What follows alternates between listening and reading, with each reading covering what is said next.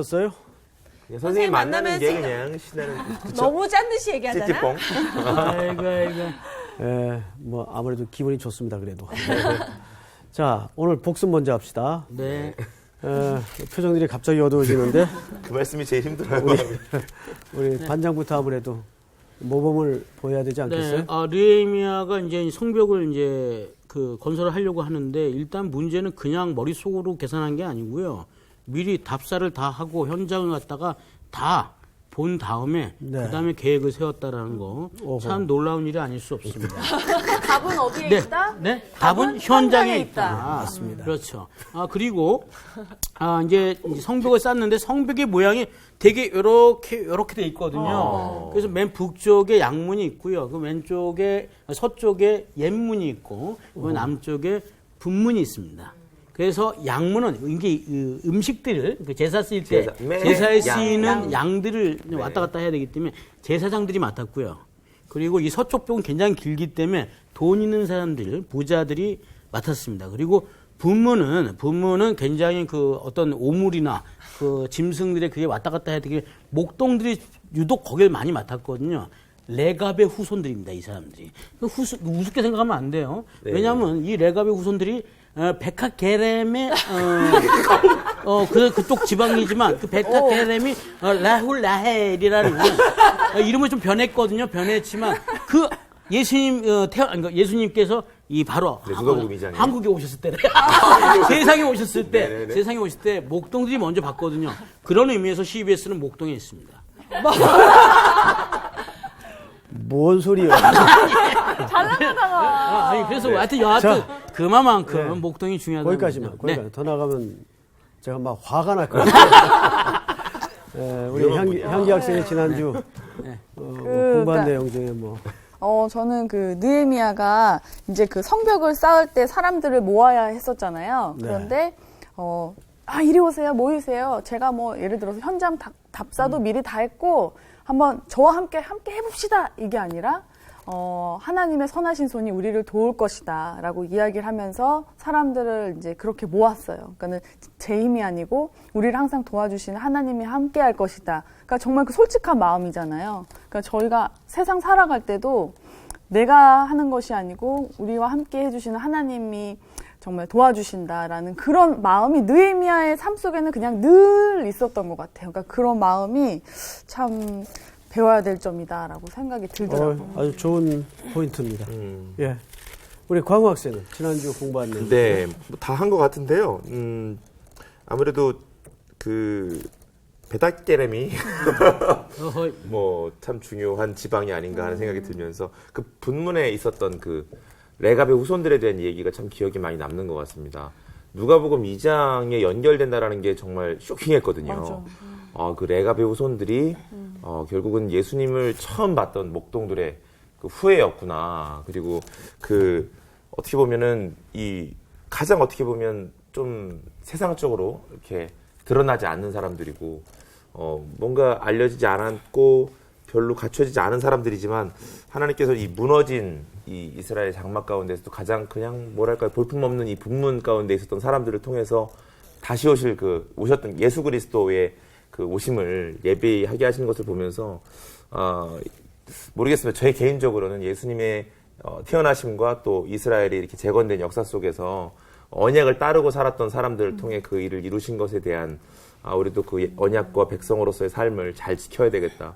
뭐 그런 마음, 그런 어떤 적용들이 좀 있었던 것 같습니다. 오늘날 그리스도인들이 레갑의 후예처럼만 살 수 있다면, 네. 레갑의 후예들에게 선조 요나답이 세 가지를 보냈죠. 뭡니까? 술, 포도를 포도원을 경작하지 말고. 그렇죠. 두 번째는 두 번째는 땅에 파종도 하지 말고. 맞아. 씨를 뿌리지도 말고 농사 짓지 말라고. 네, 농사 짓지 말라고. 장막도 짓지 말라고. 장막에 거하라. 거하지. 네, 장막에 거하라. 네. 네. 그러니까 그들은 목동밖에는 할 일이 없었어요. 네네. 예, 그러니까 이 땅에 정처가 없는 사람이었죠. 네. 예.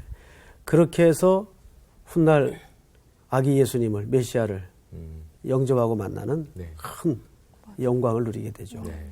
자, 우리 정리의 여신, 우리 수희 학생. 제가요?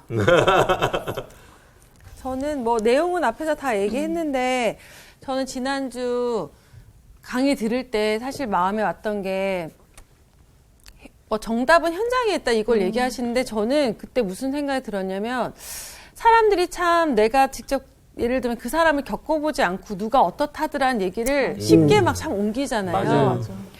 아, 내가 김상훈이 많이 먹는다더라 얘기 들었는데 내가 직접 보거나 느끼지 못했는데 야, 맞아. 뭐 이렇대 이러면서 사실 이렇게 말을 옮기고 이래서 그 사람 상처를 주기도 하고 맞아요. 그러니까 많이 되게 상처받았어요. 선입견을 갖고 있는 이런 것들이 너무 그냥 말씀드려서 그 마음이 되게 많이 오더라고요. 그래서 살아가면서 내가 직접 보고 경험하지 못하고 내가 느끼지 못한 것을 이렇게 하는 것들이, 그러니까 이 느헤미야도 그렇기 때문에 사람들이 더 잘 따랐잖아요. 그래서 그렇게 내가 직접 경험해보지 않은 걸 전할 때 내 신뢰가 참 무너질 수 있겠다 이런 생각을 하면서 맞습니다. 좀 살아가는 데서 좀 조심해야 되겠다라는 맞아, 생각을 맞아. 하게 됐어요. 네. 예, 맞습니다. 우리 느헤미야의 그 지도력이랄까요? 그가 하나님 손에 어떤 모습으로 붙들려 있는가를 보면 철저히 사람을 이해하거나 사람을 동원하거나 행정을 펼쳐나가는데 아까 우리 이제 향기 학생이 얘기한 것처럼 철저하게 하나님을 의지했다는 거예요. 그러니까 신앙은 마지막에 결국 그 싸움인 것 같아요. 얼마나 뭘 잘하느냐 보다 더 중요한 게 사실은 얼마나 순간순간 하나님을 의존하느냐. 그럼 그게 자연히 뭘로 나타날까요? 기도로 나타날 수밖에 없어요. 그래서 오늘은 이제 4장으로 넘어가면서 느헤미야가 그 수많은 사람들, 다양한 사람들, 그리고 자기는 먼 1000km가 넘는 떨어진 바벨론에서 건너온 하나의 행정관에 불과해요. 그런데 이 고약스러운 까탈스러운 백성들을 더구나 가장 피폐하고 아무것도 없는 폐허더미에서 성벽을 재건하고 가꾼다는 것이 쉬운 역사가 아니죠. 근데 그거를 단시일 내에 이제 뭘로 해내는가? 결국 기도로 해냅니다. 이제 그 이야기를 이제 오늘 조금 더 구체적으로 들어가 보도록 하겠습니다. 네. 오늘 수업 느헤미야 4강 하나님의 일에도 방해가 있다. 자, 4장을 우리 상훈 학생부터 한 절씩 쭉 네.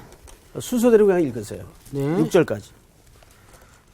산발랏이 우리가 성을 건축한다 함을 듣고 크게 분노하여 유다 사람들을 비웃으며 자기 형제들과 사마리아 군대 앞에서 일러 말하되 이 미약한 유다 사람들이 하는 일이 무엇인가? 스스로 견고하게 하려는가? 제사를 드리려는가? 하루의 일을 마치려는가? 불탄 돌을 흙무더기에서 다시 일으키려는가 하고 암몬 사람 도비아는 곁에 있다가 이르되 그들이 건축하는 돌 성벽은 여우가 올라가도 곧 무너지리라 하더라. 우리 하나님이여 들으시옵소서. 우리가 업신여김을 당하나이다.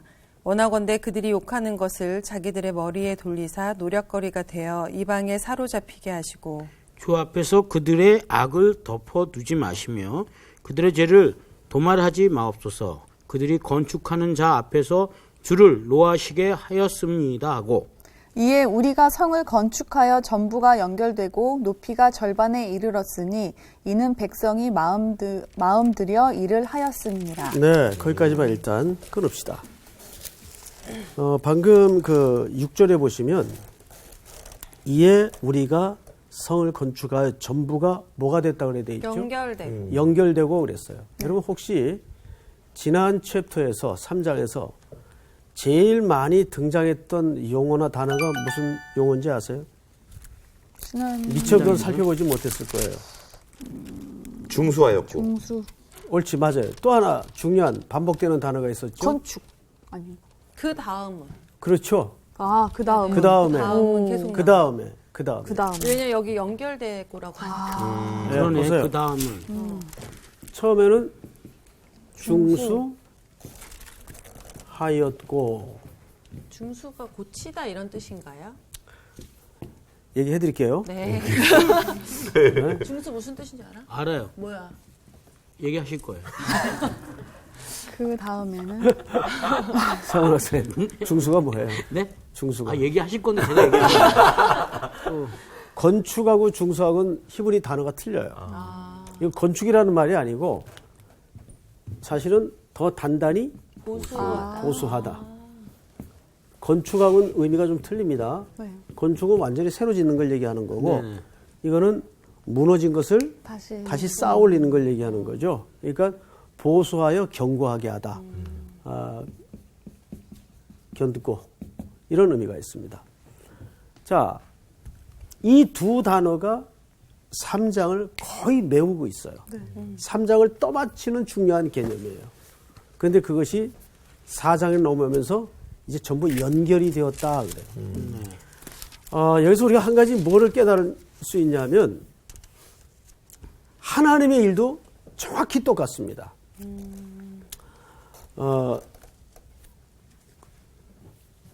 옛날에 기차가 신의주에서 출발해가지고 부산까지 갔죠.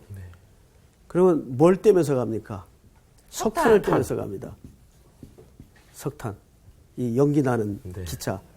그거 여러분들 못 타봤죠? 네. 물론 저도 못 타봤어요. 근데 이렇게 가려면 어마어마한 시간이 걸려요. 그래서 기관사가 평균 3명이 교대로 밤을 새워가면서 달립니다. 그럼 이제 마지막에 운전대를 잡고 부산에 도착하는 기관사에게는 이제 수고했다고 뭐 예를 들면 목에다가 레일을 걸어줘요. 예. 박수 누가 받죠? 마지막 주자가 받아요. 맞아 항상 그렇죠? 오래 달리기도 오래 뭐지 근데 이거? 앞에 이어달리기도 중간 주자들은 이름도 없이 빛도 없이. 그러면 이 사람 혼자 이 기차를 끌 수 있었나요? 절대 못합니다. 중간에 다리가 되어주고 징검 돌이 되어준 사람들이 있었기 때문에 완성이 가능했던 거예요. 네. 그러니까 이걸 알아야 돼요. 교회도 보면 막 심는 시기가 있어요. 또 어떤 목회자는 부임을 해가지고 막 기초를 개간하는 시기가 있어요. 그 다음에 온 목회자는 심어요. 계속 심어요. 네. 그런데 한 사람이 만세만석 영구히 할 수는 없는 거 아니에요. 목회라는 것이.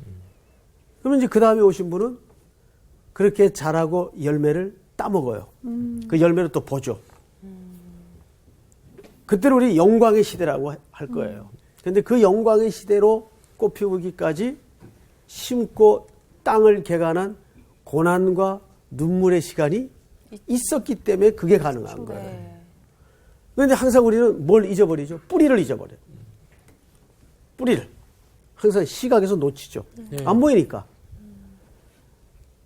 어떤 분은 이 땅을 개간도 하기 전에 이 모든 역사를 위해서 계속 무릎으로 기도한 사람만 또 있어요. 그러면 그거는 무가치한 건가요? 어쩌면 그게 더 중요했을 수도 있어요. 그 품고 기도했던 분들의 역사가 있었기 때문에 먼 훗날 교회가 꽃이 피워지는 시기를 맞이할 수 있다는 거죠. 그러니까 여기에서 그 다음에는 어마어마하게 그 단어가 많이 나옵니다. 네. 하여간 끝까지 나와요. 네. 그 다음에는. 그렇다면 우리는 전부 릴레이 경주자입니다. 네. 근데 내가 한번 바톤을 잘못 터치를 하면 어떻게 될까요?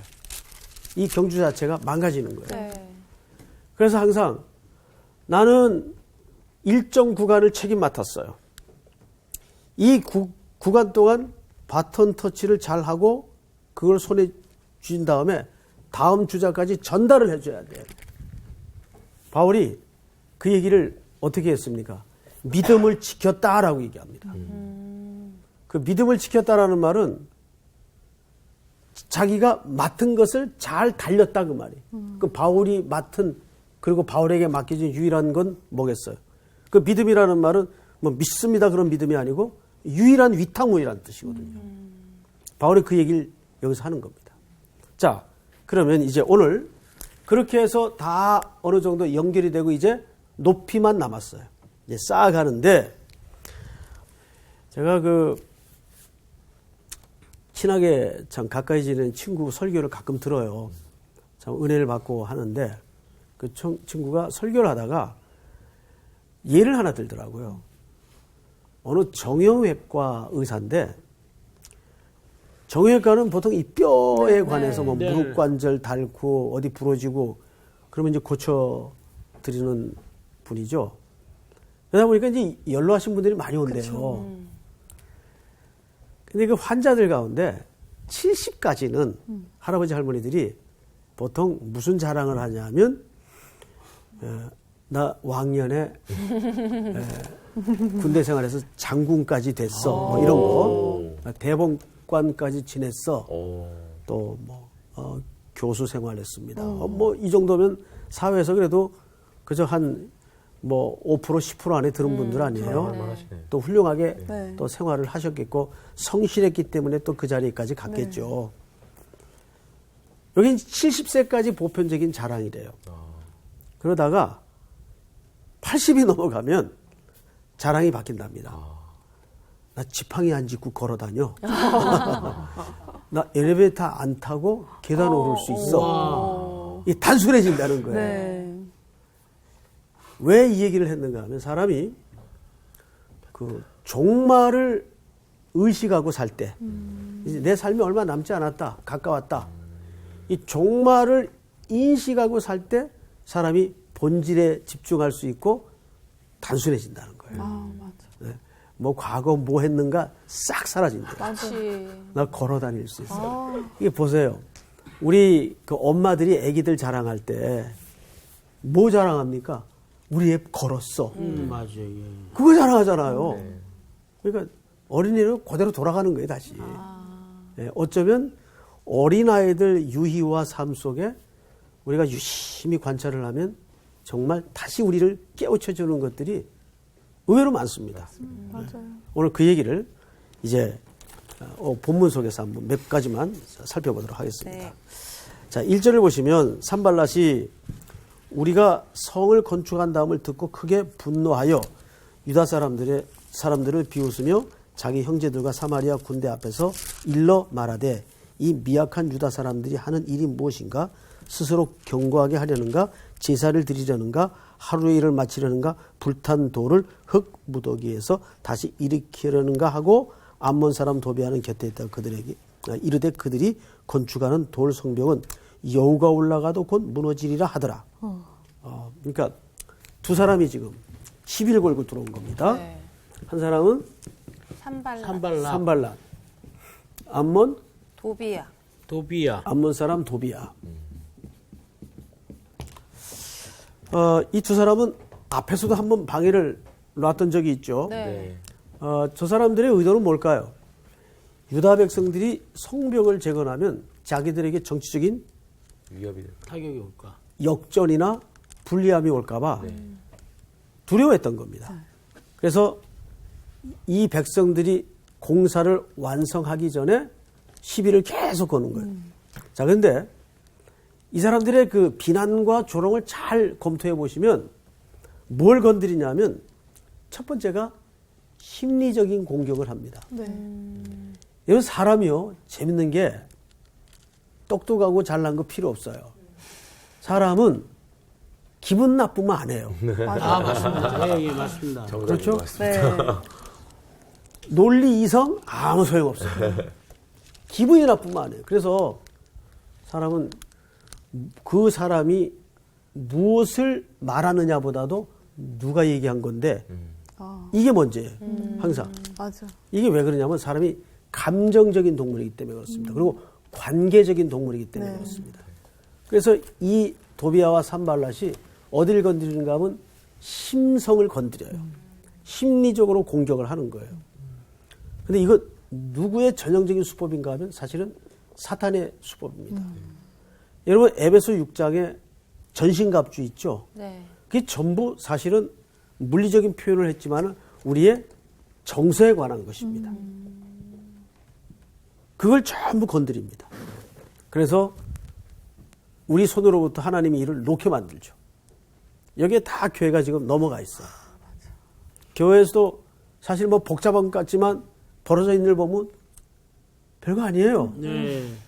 다 감정적인 일이고 다 뭐 기분 나빠서 그러고 뭐 꼴보기 싫어서 그런다고 그러고. 예. 그 보면은 정말 뭐 예수님 재림할 만큼 화급한 일도 없어요. 그래요, 안 그래요, 여러분? 맞습니다. 그런데 자꾸 사단이 교회 성도들 마음속에 그걸 건드립니다. 그리고 또 보세요. 7, 8절을 보시면 7, 8절을 우리 한기 학생 한번 읽어보세요.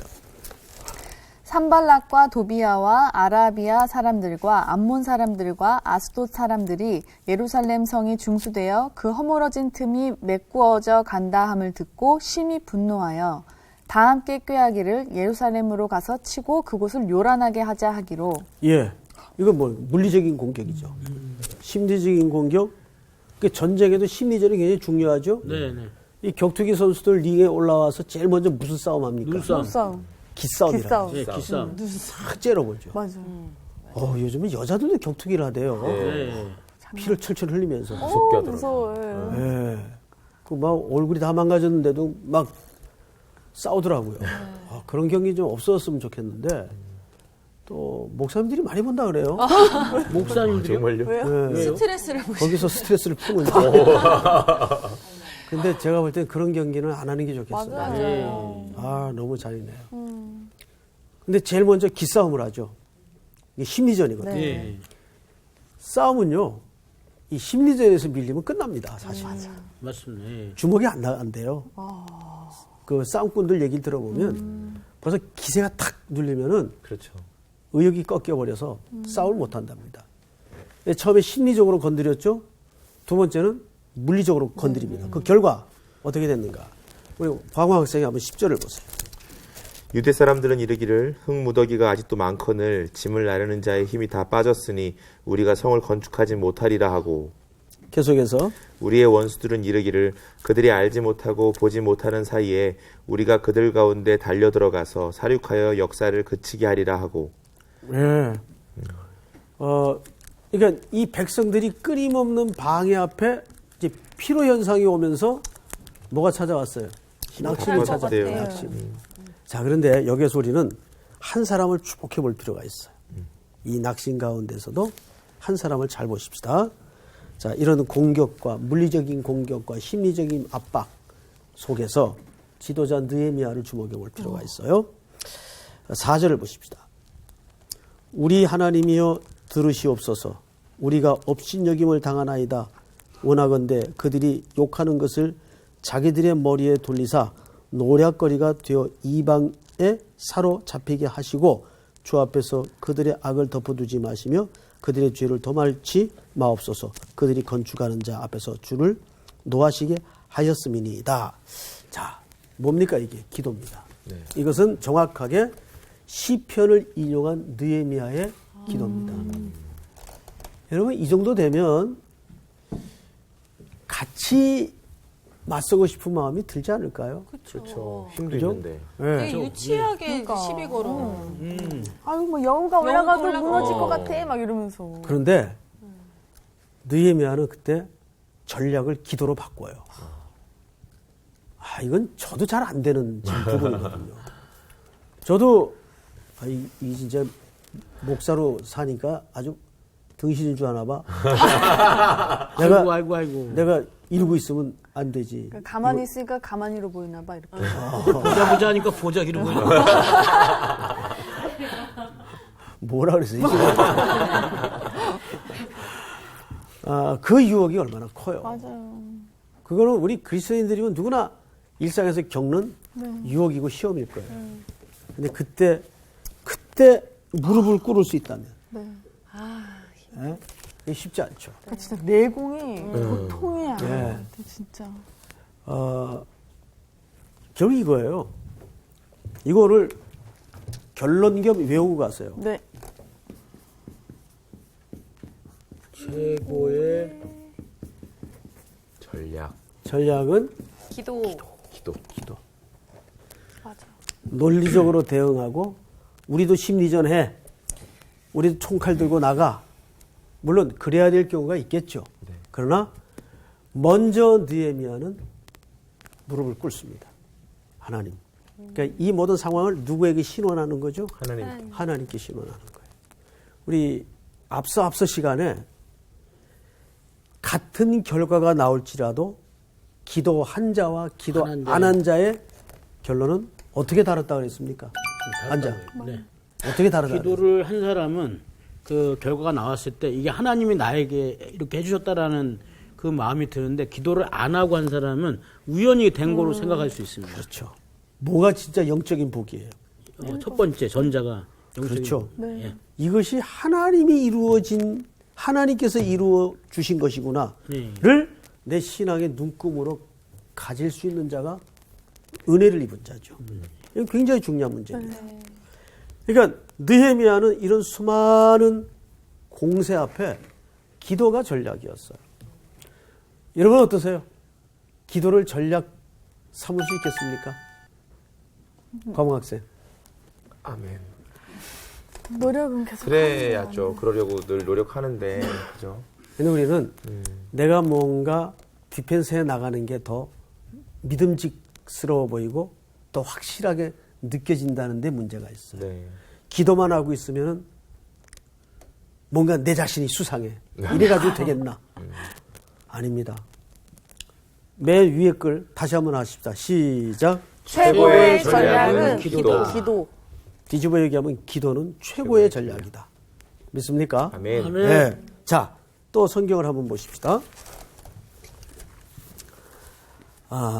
이렇게 7, 8절 보시면 8절을 제가 읽을게요. 다 함께 꾀하기를 예루살렘으로 가서 치고 그곳을 요란하게 하자 하기로 9절 다 같이 읽겠습니다. 시작.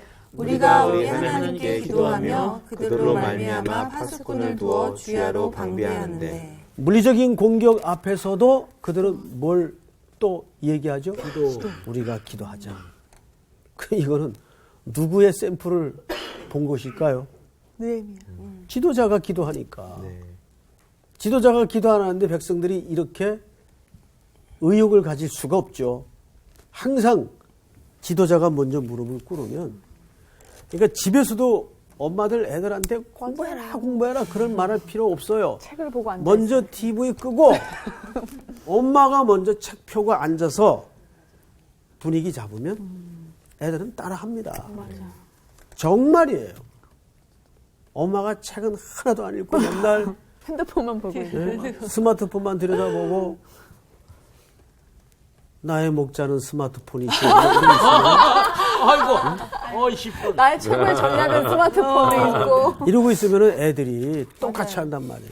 그런데 정말 지나고 나서 생각해 보면 되게 어렸을 때 기억인데도 엄마가 기도했던 모습, 엄마가 막 찬양 그 작은 방에 들어가셔서 막 눈물로 기도하고 찬양하셨던 그런 모습은 내가 분명히 잊혀지지 어렸을 않아. 때인데 그 모습이 기억에 되게 오래 남아 있어요. 그럼요. 저도 진짜 되게 힘든 상황에서 항상 힘든 상황일 때 그게 기억이 나더라고요.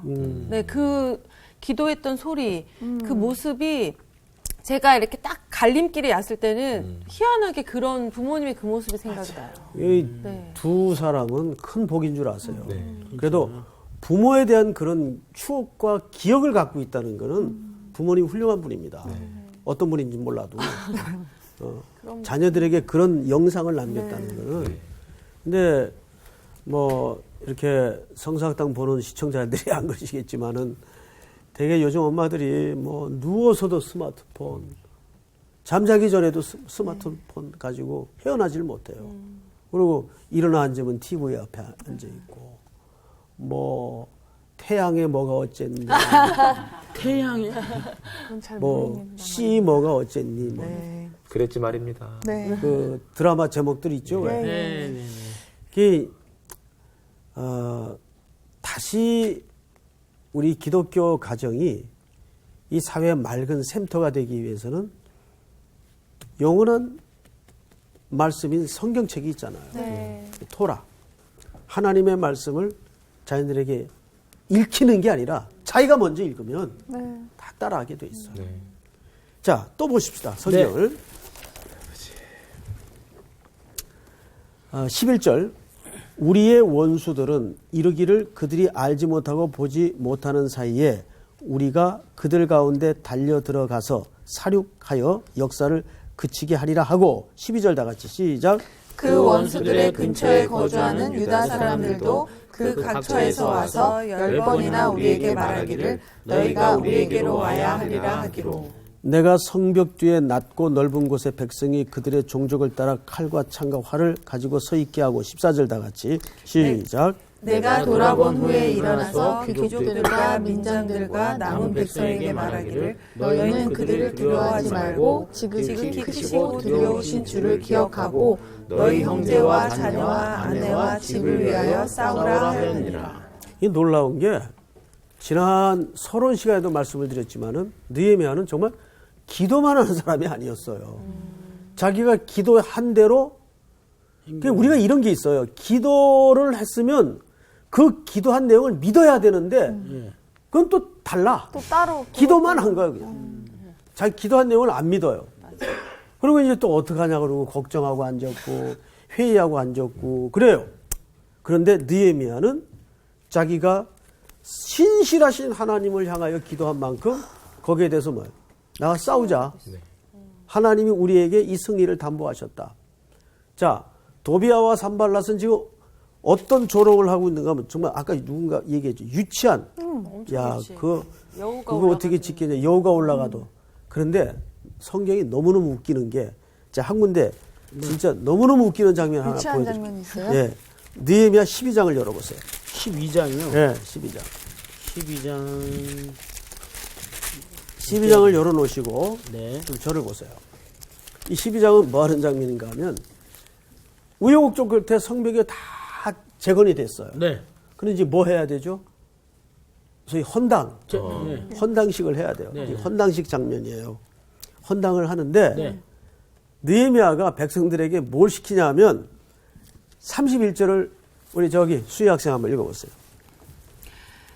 이에 내가 유다의 방백들을 성벽 위에 오르게 하고 또 감사 찬송하는 자의 큰 무리를 둘로 나누어 성벽 위로 대오를 지어 가게 하였는데 한 무리는 오른쪽으로 북문을 향하여 가게 하니 그들의 뒤를 따르는 자는 호세야와 유다 지도자의 절반이요. 예. 사람은 올라가서 많이 올라가요. 많이가 아니라 무리를 전부 다 지어서 올라가가지고 그게 얼마나 튼튼하게 중수가 되었는지 거기 행진을 시켰어요. 이게 뭘 암시하는 걸까요? 이걸 방해한 사람들이 뭐라 그랬어요? 여우가 올라가도 그런다고 무너질 했으니까. 것이다. 막 이렇게 했던 거를. 여우가 어떻게 걷습니까? 살금살금 네네. 걷죠. 살금살금, 예. 그렇게 걸어도 무너질 것 같다. 놀렸는데 속 시원하네 그냥. 군대가 올라가서 행진을 해요. 성벽에. 그래도 안 무너질 정도로 이 성벽은 튼튼히 중수가 된 겁니다. 그러니까 이걸 누가 하셨을까요? 하나님이 하시죠. 네. 수많은 방해를 무릅쓰고. 이제 마지막으로 한번 더 보십시다. 오늘 본문 4장 15절을 가서 보십시다. 우리 상훈 학생 한번 읽어보세요. 우리의 대적이 우리가 그들의 의도를 눈치챘다 함을 들으니라. 하나님의 그들의 꾀를 패하셨으므로 우리가 다 성에 돌아와서 각각 일하였는데. 네. 자, 보세요. 백성들이 기도하니까 그 방해하는 자들의 꾀를 누가 패하셨습니까? 하나님이 패하세요. 맞아. 그러니까 우리가 최고의 전략은 뭐다? 기도. 기도예요. 내가 맞서서 디펜스하는 게 확실하겠어요? 하나님이 막아주는 게 확실하겠어요? 하나님 확실하시죠. 말만 그렇게 하면 안 된단 말이에요. 우리 실제 하나님께 그 모든 것을 자꾸 맡기는 싸움은 무릎 꿇는 거예요. 하나님 앞에. 여러분 기도 많이 하셔야 돼요. 네.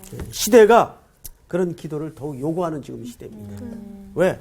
지금은 길이 너무 많아요, 세상에. 방법이 너무 많아요.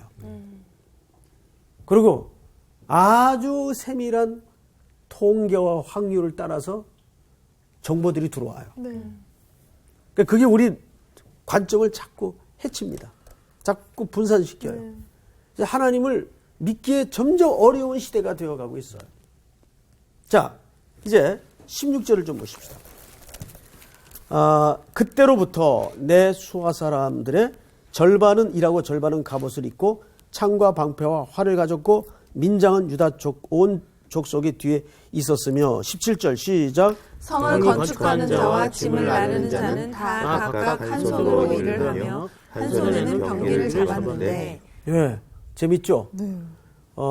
한 손은 어떻게 방패 들고 막 이렇게 일하나요? 한 손으로는 일을 하고 네. 한 손으로는 다가올 적들과 방어하기 위해 싸웁니다. 그러니까 절반으로 나누어서 사람. 그러니까 느헤미야는 우리가 1장 공부할 때도 그런 풍경을 확인했지만은 전략이 있었고 그 전략을 하나님 앞에 기도했던 사람이에요. 이게 필요합니다. 두 종류가 있었다 그랬어요. 기도만 하는 사람이 있고 계획만 세우는 사람이 있어요. 그게 합쳐져야 돼. 이게 합쳐져야 돼요.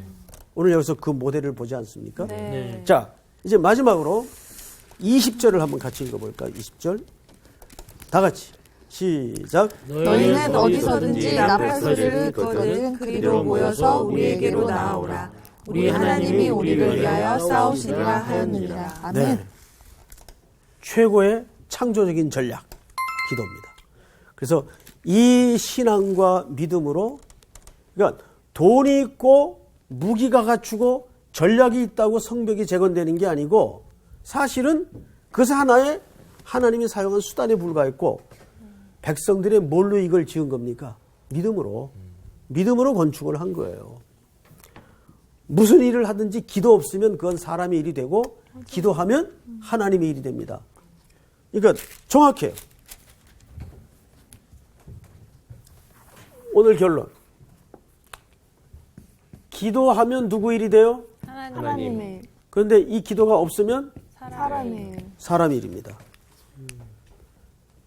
이거는 뭐 확고한 성경의 질서고 원리입니다.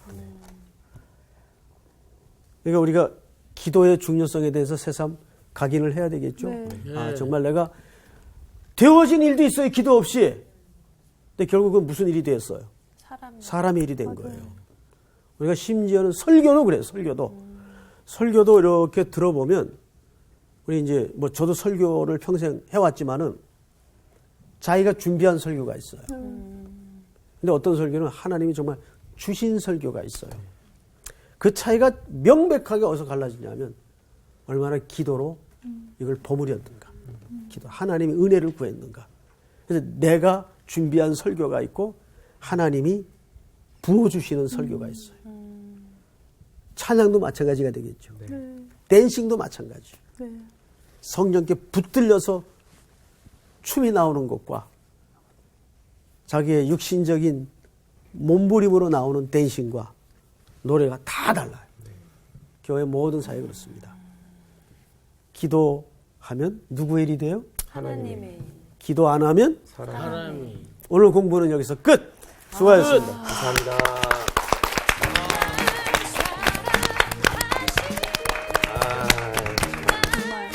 깨달음도 있고 무거워지기도 하고.